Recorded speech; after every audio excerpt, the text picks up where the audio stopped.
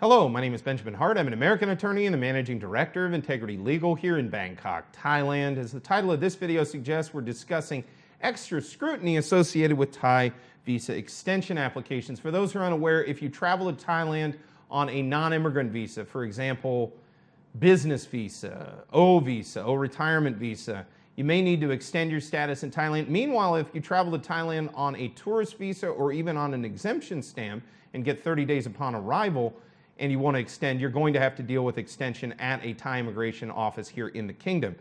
I thought of making this video after reading a recent article. Well, actually, it wasn't a recent article. It was a comment on one of our recent videos.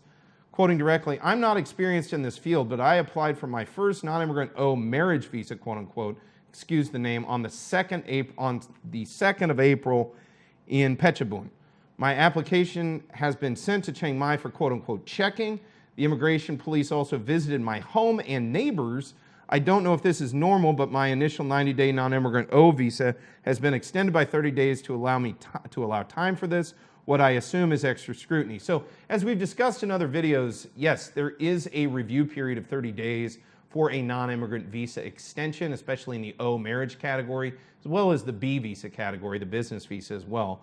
That also has pretty much like clockwork a 30-day review period wherein the relevant authorities, in this case immigration police, are going to scrutinize the applicant and whether or not they meet the requirement. As we discussed in other videos, the Thai O marriage visa can be somewhat problematic for these types of situations. And what I mean to say is, we've talked about this before. There was a sham marriage issue that popped up some years back wherein there were a number of foreign nationals who had figured out, they basically corrupted a government official and were able to get marriages legally put into the system, or they looked legal, they weren't legal, but they were in the system and looked legal, and then they were utilizing these to go ahead and extend marriage visa status based on the underlying marriage.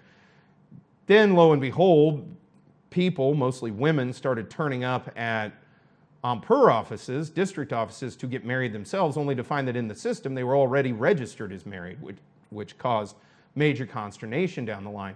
So, yeah, there is scrutiny. In fact, we talked about at the end of the emergency decree back in October 2022 to expect heightened scrutiny, especially compared to what folks have been dealing with for about the year and a half up to that point, because, well, quite honestly, there was no longer the discretion inherent in the immigration officers to just sort of make favorable determinations to allow folks to remain in the kingdom somewhat perpetually under sort of the emergency decree scheme. Basically, you just cited exigent circumstances and you could get some form of an extension. Now we're back to status quo ante, the Thai immigration law as it normally stands. And under these circumstances, no, it's not just a matter of essentially filing for an extension and effectively being granted it. No, now you're back to the heightened scrutiny, and this is most assuredly out there.